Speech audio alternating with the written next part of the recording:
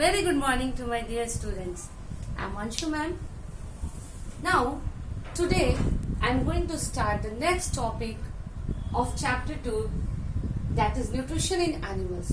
In the last video, I explained you in detail about all the steps of nutrition. So, now today I am going to detail you and explain you about human digestive system. So you can see the pictures given here. This is a picture of human digestive system.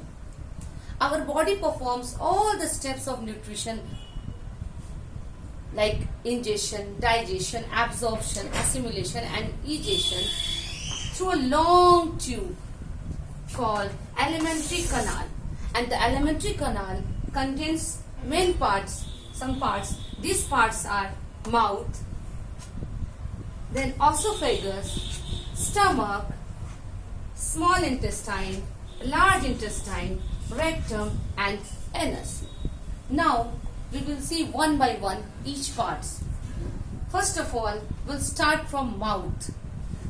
The process of ingestion which we have discussed in the last video. Ingestion is the process of taking food inside through mouth. So we take food through our mouth. Now, food goes the food goes inside the mouth.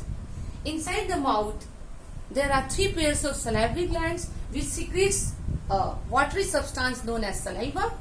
Saliva makes the food easier to swallow, and salivary glands which secretes the saliva, this saliva also helps to digest the starch present in food into sugar.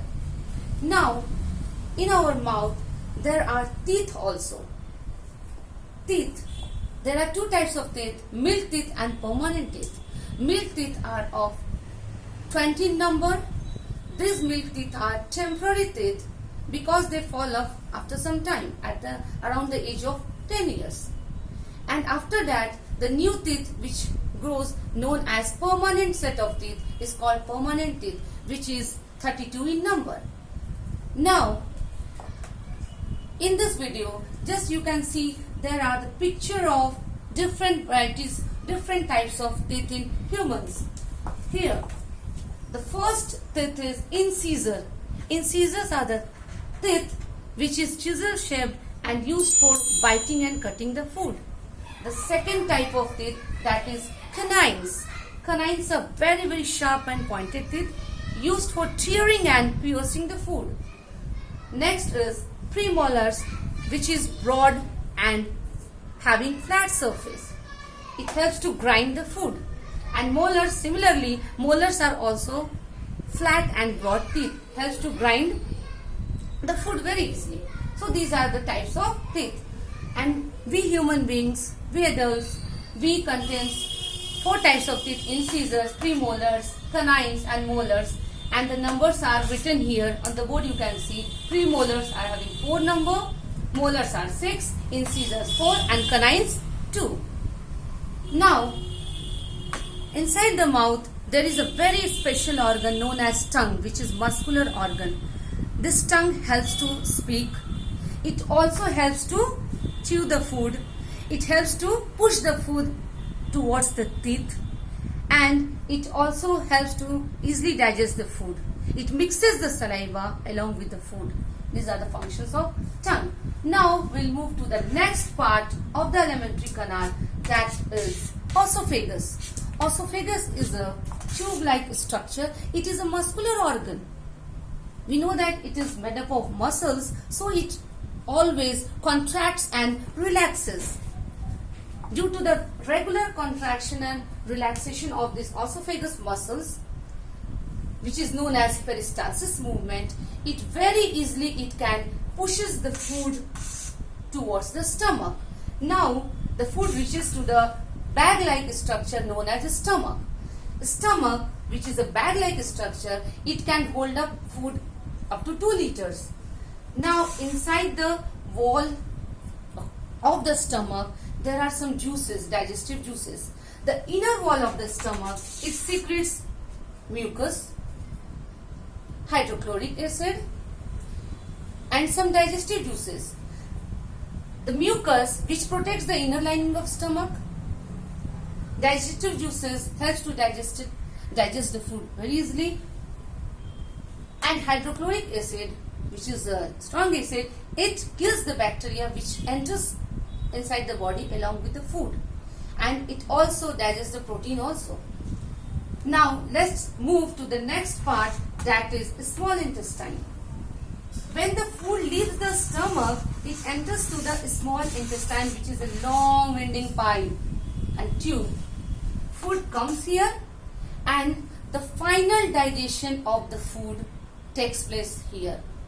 We can say the final absorption of nutrients also takes place in small intestine. In small intestine, the wall of the small intestine, which have a small finger-like structure known as villi, it absorbs the food very easily because it increases the surface area so that the food can be easily digested. Now, in small intestine, some juices are there, digestive juices are there, which can very easily digest the food. Along with that, some juices are coming from liver, pancreas, etc. Liver, which is the largest gland of our body, it secretes bile juice, which is stored in the gallbladder. Bile, it breaks the fat into fatty acids and glycerol. Now pancreas, you can see in the picture, pancreas leaf-like structure. This pancreas just below the stomach, it secretes pancreatic juice, which converts starch into sugar and proteins into amino acids. This way, these all digestive juices helps to digest the food easily. Now, the food finally get assimilated. In the last video, I explained you about assimilation process. Assimilation is the process in which the absorbed food, which is absorbed by the blood, is now reaches to the different parts of the body so that energy is released for the proper growth and repair of tissues. This is assimilation process. Now, after assimilation, this food comes to the next part, that is large intestine.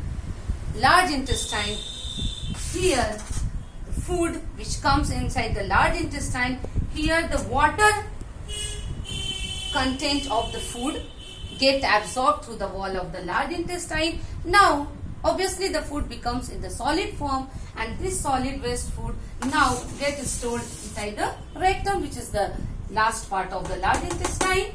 Now through the anus it goes out of the body. This is known as digestion process, which is the last step of